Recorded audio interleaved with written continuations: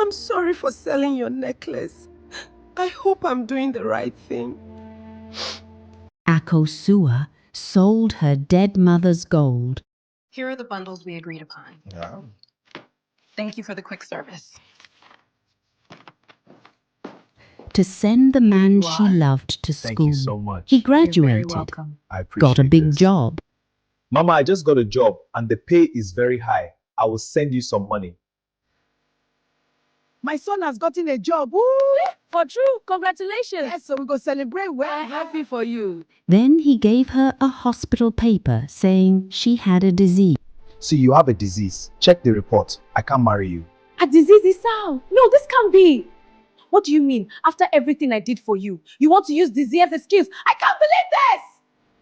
You want to use disease as excuse? I can't believe this! My love, you look A stunning disease that tonight. Thank you, didn't my dear. You always exist, make me feel so he could That's marry a because you are. city girl And I with and you. forget her. 5 Look years at you, all later, wet but she was driving a Range Rover through the street. He was standing in the rain, begging, broken. She didn't even slow down. Stay with me, I'm sorry for because selling this story will shake your soul. Let me take you back to the beginning, to the village, to the day Akosua made the biggest mistake of her life, loving a man who saw her sacrifice as shame. Akosua was sitting on her mother's old bed, crying. Not loud crying, quiet crying. The kind that comes when you have already made your decision but your heart is still fighting it. In her hands were 3 gold bangles and a necklace. Her mother, Abena, had worn these every Sunday to church for 20 years. Akosua could still picture her mother's hands. How the gold would catch the morning sunlight as they walked to church together. How her mother would hold out her wrist and smile and say, "One day, my daughter, these will be yours." Now they were hers, and she was about to sell them. Her mother had died 2 years ago. It was a fever, 3 days of sickness, and then she was gone. She left behind a small mud house, a worn Bible, and the gold jewelry. No money, no land. Just 4 pieces of gold and a daughter with a big heart. That daughter loved a boy named Quazi. Quazi Mensah was 26 years old. He was the most brilliant young man in Akyem village. Everyone said so. His teachers said it. His pastor said it. Even the village chief, who did not praise people easily, once pointed at Quazi during a gathering and said, "That boy has a future." And it was true. Quazi had just received an admission letter from Kwame Nkrumah University. Engineering faculty, a real university, a real future. But the letter came with a problem. No money. His father tapped palm wine for a living. His mother sold tomatoes by the roadside. They wept when they saw the admission letter, not from happiness, from pain. Because getting into university without money was like getting a key to a door you could never reach. Quazi and Akosua had been together since secondary school. 6 years of walking home together, of sharing food, of quiet promises made under mango trees. He was her person, she was his. When Akosua told him she wanted to sell the gold, he grabbed both her hands. "No," he said firmly. "Akosua, that is your mother's memory. I cannot let you do that." "My mother loved you," she said quietly. If she were here, she would do this herself. She wasn't completely sure that was true, but she believed it with her whole heart. The next morning, she walked to the jeweler in town. He weighed the 3 bangles and the necklace carefully on his small scale. He looked at her. She nodded. He counted the notes and slid them across the counter. 850,000 cedis. Akosua folded the money slowly. Her hands were shaking. She had just sold her mother's memory. On her way home, the older women of the village saw her. Auntie Afua was sitting on her veranda and called out immediately, "Akosua, you actually sold them? Your mother's gold? He needs to go to school," Akosua said simply. Auntie Afua shook her head slowly. Two other women sitting nearby did the same. "My daughter," Auntie Afua said, "the city changes people. It changes men especially. The man who leaves is never the same man who comes back. Quazi is different," Akosua said. "Every woman says that," Auntie Afua replied. "Every single one, until she sees it for herself." Akosua did not argue. She walked home. That evening, she placed the money in Quazi's hands. He counted it. Then he pulled her close and held her for a very long time without speaking. "I will come back for you," he whispered into her hair. "I promise you, Akosua, I will finish school, get a good job, and come back. We will marry in this village, in the same church where your mother used to sit every Sunday." Akosua closed her eyes and held him tighter. She believed him completely. She believed every single word. Quazi left for the city the next morning. He held her tight at the bus station. He looked into her eyes and promised again. Akosua stood by the roadside and watched the bus until she could no longer see it. She walked home smiling. She did not know that the man who came back 5 years later would not even recognize her name. 3 years passed. Akosua counted them the way a prisoner counts days, one by one, slowly, quietly. She heard about Quazi's graduation from his mother, not from him. His mother came running into Akosua's compound early one morning, clapping her hands above her head, shouting with joy. "First class! My son graduated first class!" Akosua clapped and celebrated with her. Inside, she waited for Quazi's call. It came 6 hours later. "I did it," he said. His voice was different. It was cleaner somehow, like he had washed something out of it. The village warmth was gone. He sounded like someone she was meeting for the first time. "I am so proud of you," Akosua said. She meant it with everything in her. "Thank you." Then a short pause. "I have to go. There is a celebration dinner." That was the whole conversation. 2 minutes. He hung up. Akosua sat with the phone in her lap for a long time. 3 months after graduation, Quazi got a job at Goldfield Engineering Solutions in Accra. Big company, real salary, good position. His mother told the whole village before he even called Akosua. People congratulated Akosua everywhere she went, treating her like she was already his wife. She smiled and said thank you and waited for him to call with the news himself. He called 4 days later. "I got the job. I know," your mother told the whole village. A pause. Then, "Good, that was it." He hung up. Before, Quazi had called her every night at exactly 8 o'clock. She used to sit by her window with her phone in her lap, watching the time. 8 o'clock would come. The phone would ring, and his voice would fill the room like warm light. They would talk for an hour sometimes, about everything, about nothing, just talking. Now 2 weeks could pass with no call at all. When he did call, the conversations were short and strange.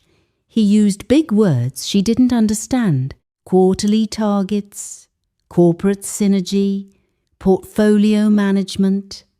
He said, "My career now." He used to say, "Our future." She noticed the difference. She made excuses for him. He is just busy. A big job means big pressure. He still loves me. He is just adjusting. He came home for Christmas, that first year after getting the job. Akosua waited by the roadside for 3 hours. When the car stopped and Quazi stepped out, she almost did not recognize him. New shoes that shone in the sun, a tailored shirt, a watch on his wrist that caught the light. He hugged her, quickly, like hugging a distant relative. He spent most of the visit looking at his phone. He left after 2 days. He used to stay for 2 weeks. The second Christmas, he did not come home at all. Then one afternoon at the market, a girl named Mame Ama pulled Akosua aside. Mame Ama was from the village, but worked in Accra as a seamstress. She had come home for a visit. "You know, I don't like to be in people's business," Mame Ama began, which meant she was about to step right into it. "But I saw Quazi last Saturday at a big restaurant in Accra. He was with a woman." Akosua's hands stopped moving. "What kind of woman?"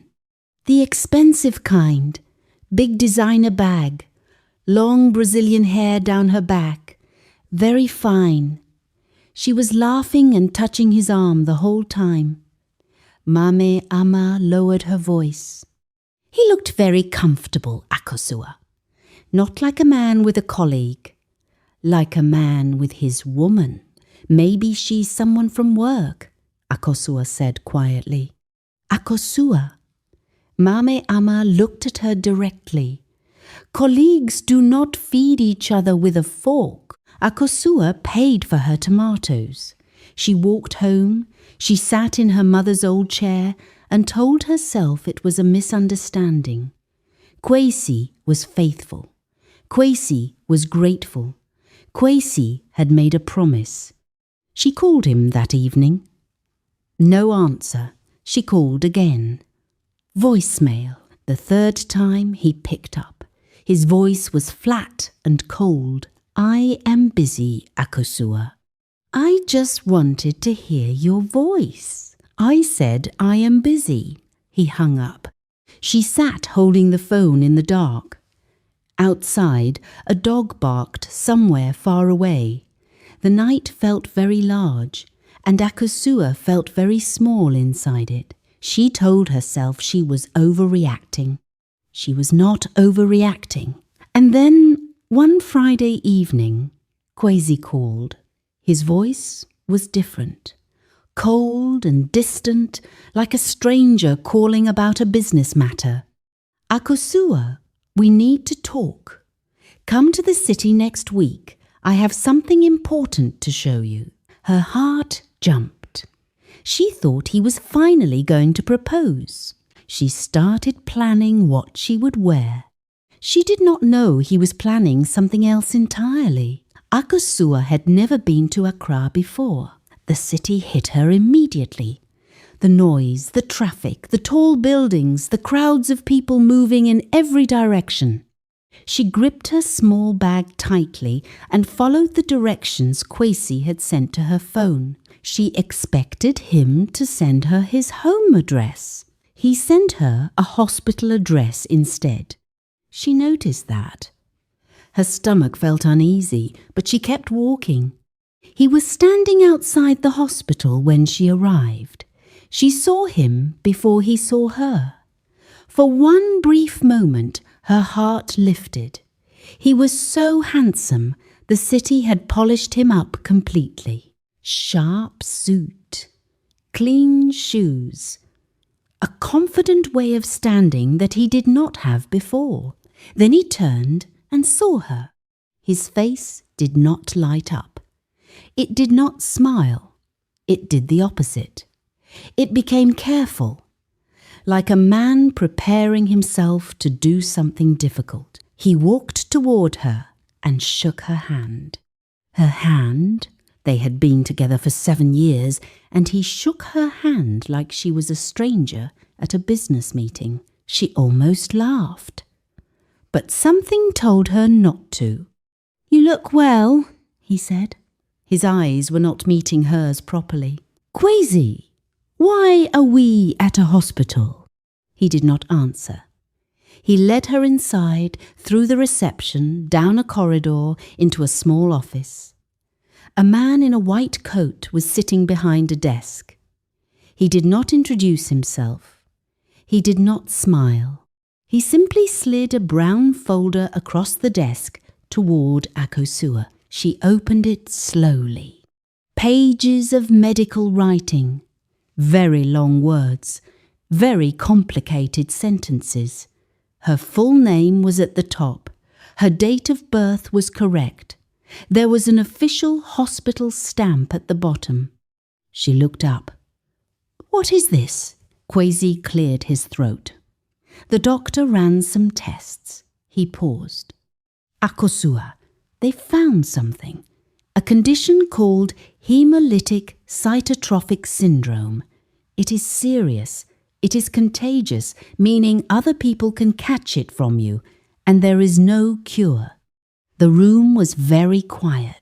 "I have never been tested for anything," she said slowly. "I arranged it. I was worried about your health." "When?" "I have never come to this hospital. I have never given any blood sample here." "When did you arrange this?" He did not answer. She looked at the doctor in the white coat. The doctor looked down at his desk. He would not meet her eyes either. Something was very wrong. She felt it clearly now, like cold water moving through her chest. "Quazi." Her voice was quiet but firm. "Tell me the truth. What is this really about?" His jaw tightened. "It means we cannot continue our relationship. I cannot put my health at risk. I have worked too hard to build this life. I am sorry, Akosua. I truly am." "You are sorry?" "Yes. 7 years. My mother's gold. Everything I gave up for you. And all you have to say is you are sorry. I did not plan for..." "You are lying to me." Her voice did not rise. It did not shake. It was simply certain. "I feel completely fine. I have always felt fine. Tell me, what is hemolytic cytotrophic syndrome? Explain it to me in your own words, without reading from that paper." Silence. A long, guilty silence. He had no answer. She picked up the folder. She stood up. She walked out of the office without looking back. She walked through the hospital corridors alone. She walked through the noisy Accra streets alone. She found the bus station and bought a ticket home. She sat in the bus with the folder on her lap, staring at the words she could not understand. 2 hours into the journey, the tears came. She cried so hard that the passengers around her turned to stare. An old woman reached across and touched her shoulder gently. Akosua did not even notice. She was beyond caring who was watching. Everything she had believed in was gone. 4 days after returning home, she went to the village clinic and showed the papers to old Nurse Abena, who had been treating people in that village for 30 years. Nurse Abena read the pages carefully. She read them twice. Then she took off her reading glasses and looked at Akosua with an expression that confirmed everything Akosua already suspected. "My daughter," Nurse Abena said carefully, "where exactly did you get these papers?" "A hospital in Accra." These words, Hemolytic cytotrophic syndrome. I have been a nurse for 30 years. I have read many medical textbooks. I have never seen this diagnosis. Not once. She tapped the paper. These are real medical-sounding words put together in a way that means nothing. Whoever did this was counting on you not knowing the difference. Akosua stared at the paper in her hands. A fake diagnosis. Fake medical words. Fake stamp. Quazi had paid someone to type her name on a false document full of complicated words she would not understand, so he could walk away from 7 years and feel justified. So he could say, "It is not my fault, the doctor said so." She sat on the bench outside the clinic for 2 hours. She did not move, she did not cry, she was past crying. She just sat there, holding the paper that had stolen her future. 2 months later, someone showed her photos on Facebook. Quasi's wedding, big hotel, city wedding, Sandra in a white gown that cost more than Akosua's entire house. Quasi smiling the biggest smile she had ever seen on his face. She was not invited. She closed the phone and put it face down on the table. But what Akosua did not know was this. In exactly 3 years, she would see Quasi again. And when she did, he would be the one who was broken. While Akosua was crying alone in the village, Quasi was celebrating. The wedding photos were everywhere on social media. People commented with love and fire emojis, goals, couple goals, God when. Quasi wore a proud smile in every picture, the smile of a man who believed he had finally become someone. Sandra looked perfect beside him, tall, beautiful, expensive, everything that Quasi had decided he deserved. But here is what the wedding photos did not show. Sandra had a secret she was carrying into that marriage. 2 months before she met Quasi, she had been in a serious relationship with another man. That man got her pregnant and then disappeared. He wanted nothing to do with her or the baby. Sandra was alone, pregnant and desperate. She needed a plan. She found Quasi at a work event. Handsome, ambitious, eager to prove himself. She could see immediately that he was the kind of man who wanted to feel like he had arrived. She dressed carefully for their second meeting. She laughed at everything he said. She made him feel like the most impressive man in any room. Then she slept with him. Deliberately, carefully, at exactly the right time to make the dates work. 1 month later, she told him she was pregnant. Quasi was shocked, but not unwilling. He was with a beautiful city woman who was carrying what he believed was his child. This felt like confirmation that he had truly made it. He proposed quickly. Sandra accepted. The wedding happened fast. 7 months after the wedding, Sandra had twin boys. People whispered quietly about the timing. 7 months, not 9. But nobody said anything directly to Quasi. He celebrated the birth by sharing drinks at the office and calling his mother in the village. But at night, bathing the boys alone, he noticed things he did not want to notice. Their nose shape, the way their eyes were set. Nothing about them reminded him of himself or anyone in his family. He told himself he was tired. He pushed the thought away. What he could not push away were the credit card statements that arrived every month. Sandra spent money like it was water she was pouring into sand. Hair appointments, spa treatments, designer shoes and bags, expensive dinners with friends Quasi had never met. He earned a good salary. By the 3rd month of marriage, it was not enough. Sandra, we need to talk about the spending, he said one evening. She looked at him the way a queen looks at a servant who has spoken out of turn. Are you calling me extravagant? I am saying we need to make a budget together. She laughed softly, picked up her phone and walked out of the room. Conversation over. He started sleeping badly. Then one Tuesday evening he came home late and Sandra was not there. The twin boys were with the nanny. He called Sandra's number. Her phone rang from the bedroom. She had left it behind. He did not mean to look at it, but the screen lit up with a message from a contact saved as GYM instructor. He read the first line before he could stop himself. It was not about exercise. He put the phone down carefully. His hands were not shaking. He felt very still and very cold inside. Meanwhile, far away in another city, Akosua was at the lowest point of her life. The fake medical report had spread through the village somehow. She never found out who started it, but people began to whisper when she walked past.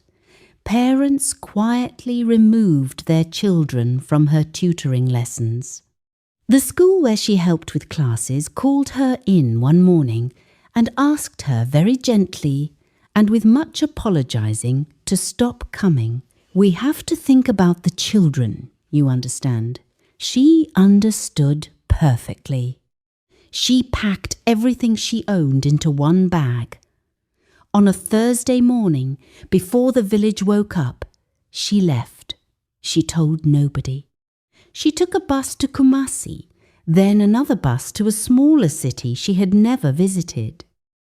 She found a small room in a boarding house. She applied for every job she could find, cleaned offices, helped in a shop, anything that would pay for the room, and 1 meal a day. Then one evening, completely by chance, she saw a handwritten notice on a wall outside a provision store. A wealthy woman in a quiet part of town was looking for a house manager, live-in position. Honest and hard-working people only. Something pulled Akosua toward that notice. She could not explain it. She had walked past that wall before without looking at it. That evening her eyes went straight to it. She wrote the address on her palm and went the next morning. The compound was large and well kept. The woman who came to meet her was in her 60s, with sharp, intelligent eyes and a quiet way of moving that told you immediately she was someone who had seen much in life. Her name was Madame Adjoa. She looked at Akosua for a long moment without speaking. Then she said, "Sit down. Tell me where you are from, and please tell me the truth. I will know if you are leaving anything out." So Akosua sat down and told her everything. The gold, Quazi, the university, the years of waiting, the hospital, the fake disease, the wedding photos, the village, all of it. She left nothing out. When she finished, the compound was very quiet. Madame Adjoa was looking at her with an expression Akosua could not fully read. Not pity, not judgment, something deeper, like recognition, like someone who had been shown a photograph they had been searching for. "How old are you?" Madame Adjoa asked softly. 27. Another long silence. Then Madame Adjoa said, "I am going to help you, but not with charity. I do not believe in giving people fish. I will give you something better. Opportunity. What you do with it is entirely up to you." Akosua did not fully understand what that meant yet. She was about to find out. And so 2 journeys began at the same time. In one part of the city, Quazi was standing at the top of everything he had wanted and watching small cracks appear in the ground beneath his feet. In another part, Akosua was sitting at the very bottom, and someone had just handed her the first step of a ladder. Neither of them knew that in 2 years they would come face to face again.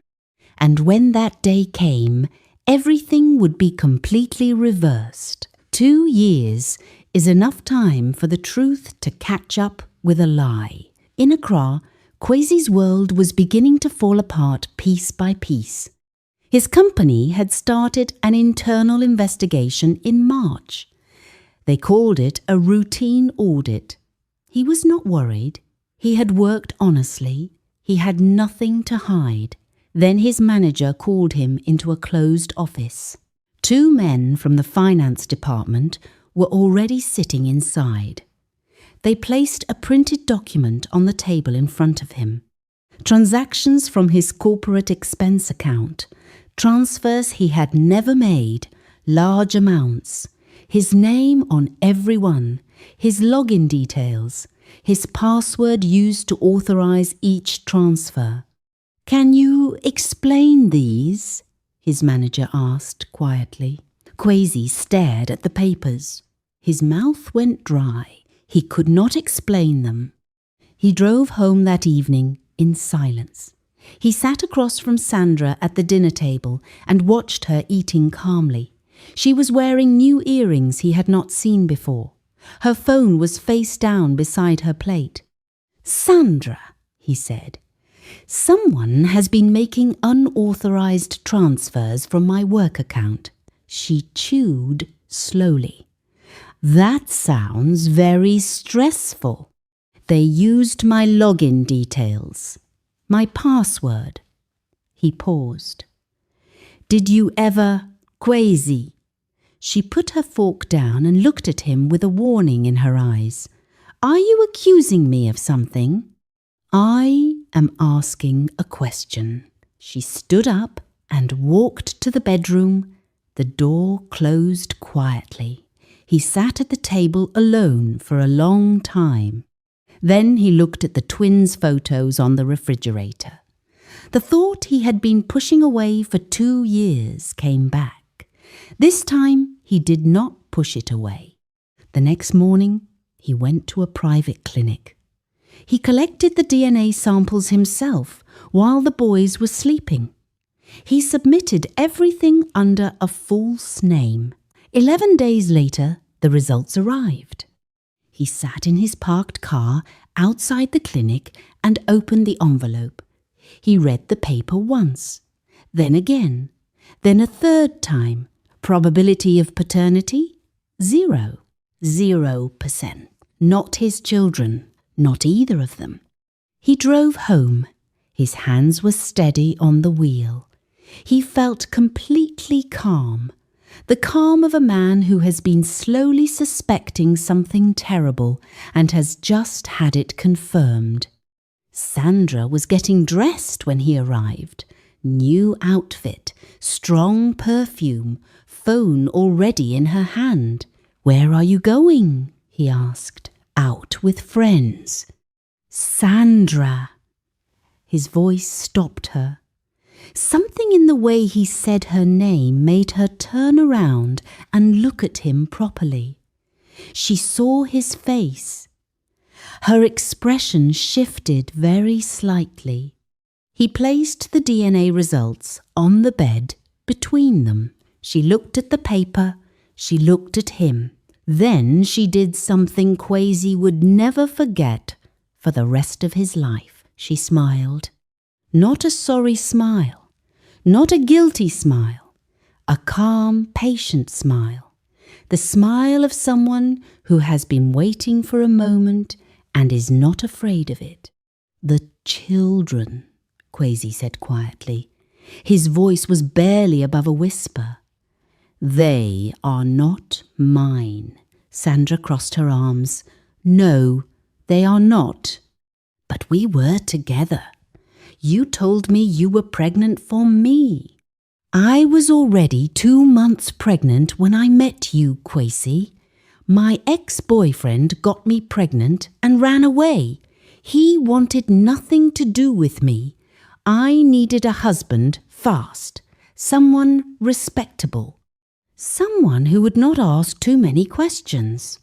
She looked at him steadily. But I also needed the timing to look right, so I was careful with you.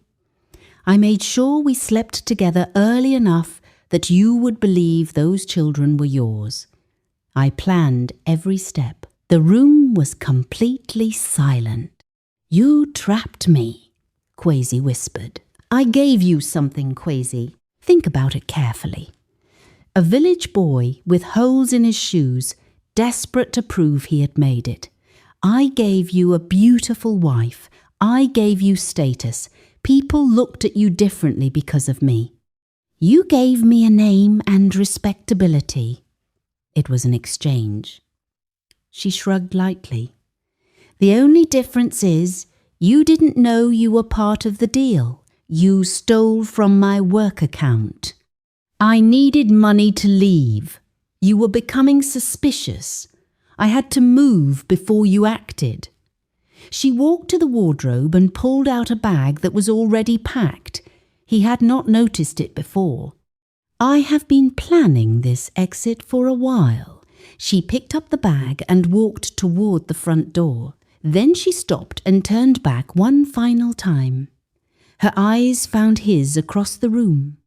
Oh, and Quazi? That village girl you threw away like rubbish, Akosua. I have seen her name in the business newspapers. She drives a Range Rover now. She runs half of Adjoa Holdings. She looked at him slowly from head to toe. Meanwhile, look at you. The door closed. He did not move from that spot for a very long time. His phone rang an hour later. It was HR. His office access had been suspended. The evidence against him was overwhelming. Transfers made from his login, his password, his account.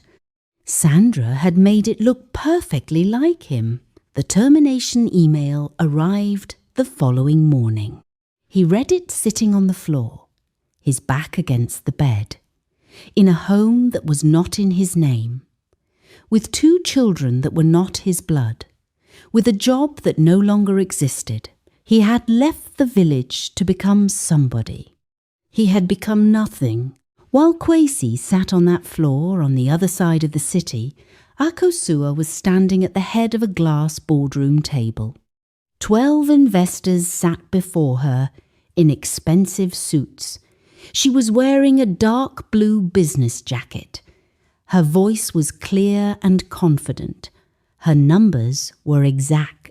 She had spent 2 years learning everything Madame Adjoa could teach her about business, about people, about herself. When her presentation ended, the lead investor leaned forward.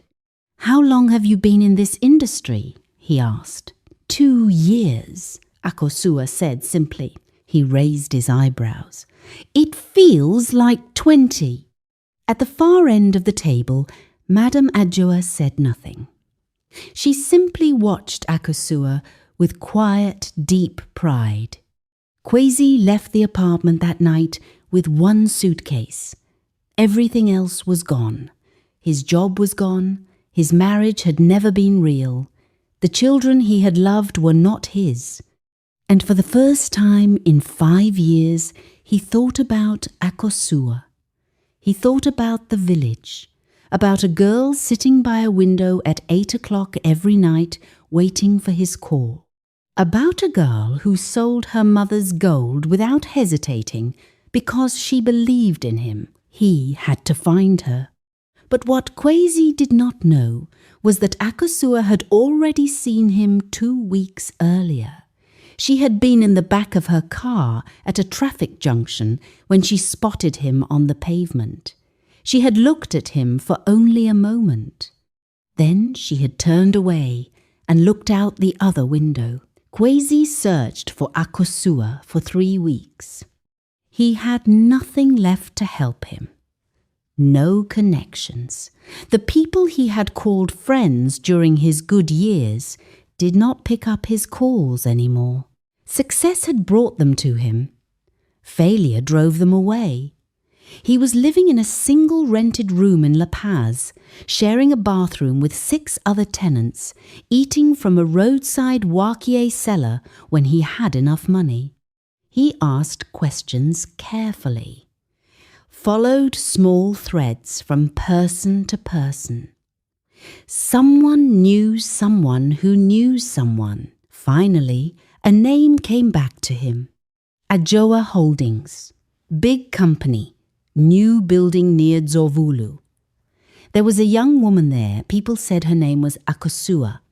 People said she had come from nowhere 2 years ago and risen fast. He went to the office building on a Tuesday morning. The security guard at the gate looked at his worn shoes and his clothes and asked him 3 times who he had an appointment with. He did not have one. He stood outside on the pavement and waited. He waited for 4 hours. At 5:30, workers began coming out through the glass doors. And then the security guard straightened up and opened the main gate fully, not the side entrance. A black Range Rover moved slowly out. Quazi looked through the slightly open back window. He saw her profile first. Then she shifted slightly, and he saw her face fully. Akosua. He ran. Akosua. Please, I am sorry. I am so sorry. The car stopped. The driver stepped out quickly and moved toward Quazi. From inside the car, Akosua raised one hand. The driver stopped. A moment of silence. Then the back window came down. Slowly. Just a little. Quazi stepped forward. The rain had started falling 10 minutes ago, and he had not moved from the street. Water was coming in through the holes in his shoes. His shirt was soaked through. Quazi. Her voice was different from anything he remembered. It was not the soft, uncertain voice of a village girl waiting by a window. It was steady, calm, like someone who had walked through fire and come out the other side without burns. Akosua, I am sorry. I was a fool. I was completely wrong. Please, I need...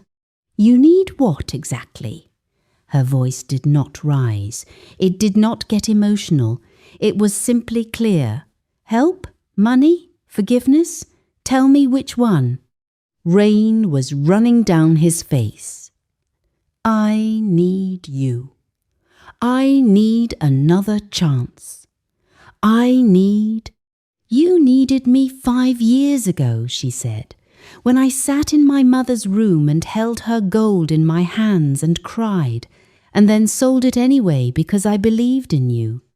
You needed me during those 3 years, when I waited alone in the village making excuses for why you stopped calling. You needed me the day you walked me into a hospital and handed me a paper full of fake words that you paid someone to type. She paused. You didn't need me then. You were ashamed of me then. I was wrong. I know I was wrong. That fake medical report. Something shifted very slightly in her voice.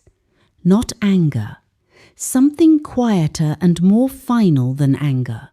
I went to 3 different doctors, Quazi. All 3 said the same thing. There is no such disease. There never was. You paid someone to make me feel sick so you could walk away feeling clean. He was crying openly now. His shoulders were shaking. I am sorry. I am begging you. Let me tell you something. Akosua said. Her voice was quiet now, not hard, just honest. The day I left the village, I had nothing. I was ashamed, I was broken, and I was alone. I took 2 buses to a city I had never been to before. I found a room I could barely pay for. I walked the streets looking for any work that would keep me alive. She paused. One evening I was walking back to my room, tired and discouraged. I passed a wall I had passed many times before without looking at it. That evening, something made me stop. There was a small handwritten notice on that wall. A woman was looking for a house manager. Something I cannot explain made me write down that address. Something pulled me there. Quazi was listening. The rain kept falling. That woman was Madame Adjoa. When I sat in her compound and told her my story, told her where I was from, told her my mother's name, something happened in her eyes. Something I did not understand that day. Akosua's voice softened slightly. My mother, Abena, had known Madame Adjoa 30 years ago. When Madame Adjoa was a young woman with nothing, very sick, unable to pay for the surgery that would save her life, my mother sold her own gold and gave her the money, quietly, without telling anyone. She never asked for anything back. The rain was the only sound between them. Madame Adjoa had been carrying that debt for 30 years with no way to repay it because she could not find my mother. She did not know my mother had died. She did not know I existed. And then one evening, I walked into her compound, a stranger, a broken girl from the same village, with the same mother's name. Fate brought me through that gate, Quazi. Not luck, not coincidence. Fate. She looked at him directly. Do you understand what that means? My mother's sacrifice, the gold she gave to a stranger 30 years ago, came back to save her daughter. The road was long, the road was painful, but real gold never disappears.